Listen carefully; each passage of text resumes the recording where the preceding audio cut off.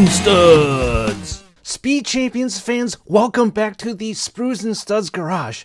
Sadly, this is the second to the last build and review video of the 2022 Speed Champions sets. As soon as the Speed Champions cars were on the starting line, and in a blink of an eye, they have crossed the finish line, and we are almost out of sight. I suppose that this is the case for everything, right? Unfortunately, all good things or races must come to an end. So today we are going to be building and reviewing the Aston Martin Valkyrie AMR Pro, which is the first car that is out of the Aston Martin double box set. We will be wrapping up the 2022 Speed Champions season with the second half of the Aston Martin set, which is the Vantage GT3 in another build, which will be released shortly after this one, so go ahead and check it out when the video is up. Anyway, this double car set is the largest offering in the Speed Champions 2022 releases. There are a total of 529 pieces in the set, which will cost you $39.99. This set also happens to be unleashed to the Lego racing world at the same time as the rest of the cars, which was on March 1st, 2022. When you open the box, as you saw earlier, there are a total of 4 bags, 2 instruction books, and finally 2 sets of the dreaded sticker pages. Bags 1 and 2 feature the Valkyrie, which we are talking about today, and bags 3 and 4 focus in on the Vantage. Total build time for the Valkyrie seemed to have taken me around 45 minutes or so. This time also includes the stickers that are unfortunately associated with this car. Speaking of these stupid sticky things, there are a total of 16 of them on the Valkyrie, which is really not that bad compared to the horrendous 33 stickers that choked the living daylights out of the Mercedes F1 car. You can check that video out in the link above. So I would roughly estimate the total sticking time to be less than 5 minutes, depending on how careful you are when you are applying them to the Aston Martin. When I was editing the video, I was also rather surprised at the length of this video, because most of these review and build videos are around the 5-minute range. This video stretched to the 7-minute area, which means that there are a decent amount of Lego pieces out of the 592 that are devoted to the Valkyrie versus the Vantage. I'm going to randomly estimate around 300 to 300 pieces are dedicated to this particular car.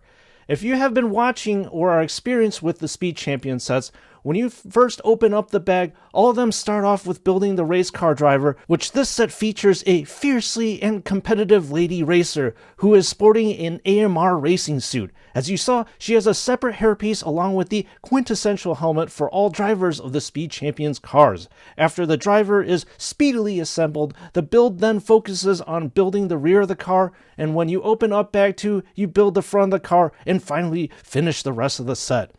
I'll have to say, out of all these Speed Champions cars that are not F1 related, the Valkyrie is probably the most unique build to date. This car does not feature the ubiquitous black center chassis piece that is featured on most Speed Champions cars.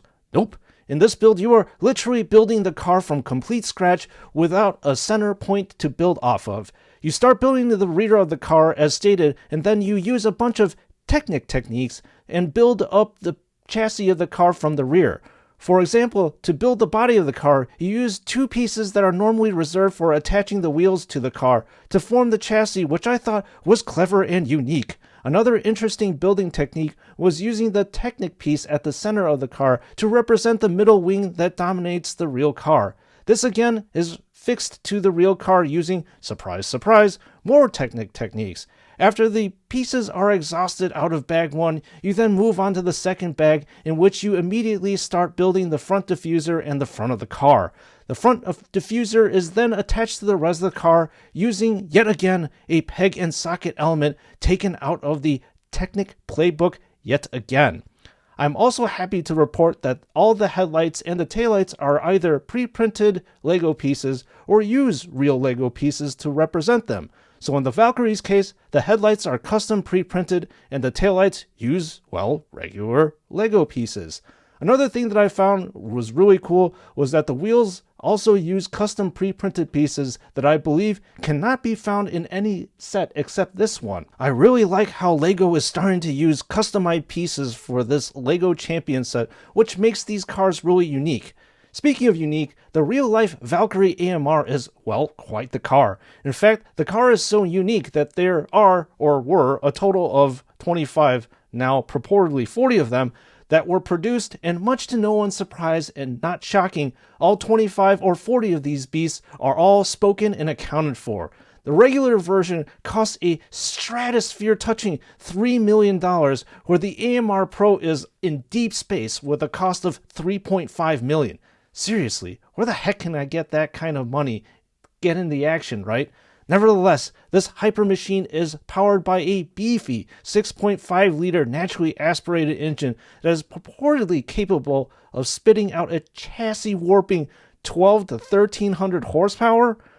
Another thing of note, the regular Valkyrie has a red line of 11,000 RPM, which is more than enough to break the tachometer needle on any regular car.